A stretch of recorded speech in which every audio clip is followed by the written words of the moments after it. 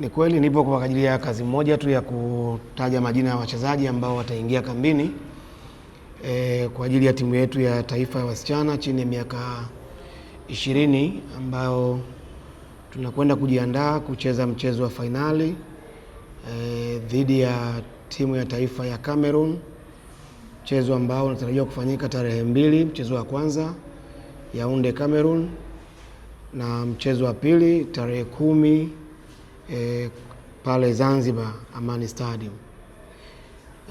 Tuna jumla ya wachezaji 27 ambao wako kambini, ambao wameingia kambini kwa ajili ya huu mchezo, na miongoni mwao ni Nusrat Jafari kutoka Fountain Gate, Asha Omari kutoka Simba Queens, Diana Mnali kutoka Yanga Princess, Winfrida Castro kutoka JKT, Esther Maseke kutoka JKT, Lydia Maximilian kutoka JKT, Hasnat Ubamba kutoka Al-Masry ya Misri, Alia Fikiri kutoka JKT, Jamila Rajab kutoka JKT, Yasinta Mitoga JKT, Winfrida Gerard JKT, Zulfa Makau JKT, Zawadi Hamis Simba Queens, Mary Siame Fountain Gate, Elizabeth Joseph Simba, Neema Paul Fountain Gate, Bahati Steven Bunda, Haria Juma Yanga, Yasinta Michael Yanga, Robi Daudi Alliance, Sarah Joel JKT,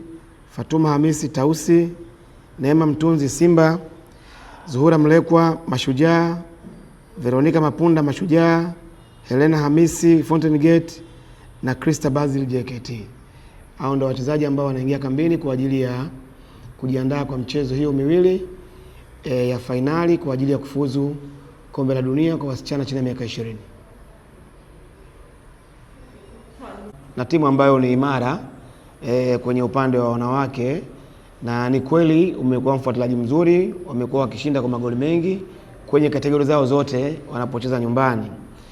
Lakini tuna rekodi pia, mara ya mwisho tumeweza kuwafunga nyumbani kwao magoli mengi na tukapata nafasi ya kwenda kwenye World Cup. Hii mechi ni mechi ya kisasi. Mwaka 22 tuliweza kuwatoa wao na tukaenda kwenye World Cup na tumeanguka kwenye mikono yao tena. Kwa hiyo ni matumaini yangu kwamba wachezaji wanafahamu, sisi tunafahamu ugumu wa mechi kwa sababu tulishaipitia tayari, kwamba tunacheza na mpinzani ambaye ni bora. Kikubwa kwetu, nimezungumza awali, tunakwenda kuichukua mechi ije Tanzania. Kuichukua mechi Tanzania maana yake ni kwamba tupate ushindi, itakuwa ni jambo bora sana. Tukipata sare ni jambo bora, ama kupoteza kwa margin ndogo ya magoli ili mechi ije nyumbani. Sasa yote kwa yote, maana yake ni lazima tuwe na uwiano mzuri wa kujilinda na uwiano mzuri wa kushambulia. Kwa maana tukiweza kupata matokeo mazuri, kupata magoli, itakuwa kwetu sisi ni kitu kizuri kwenye kujilinda. Lakini upande wa pili, kuweza kuzuia pressure ndani ya kiwanja, kuhakikisha kwamba tunaweza kuzuia huo ubora ambao wako nao, na namna gani itakuwa ni kutumia muda vizuri, kwa maana ya muda wa robo saa ya kwanza, kuweza kuwasoma ubora wao uko wapi na madhaifu yao uko wapi, tuweze kuwazuia na kutumia madhaifu yao kupata matokeo mazuri.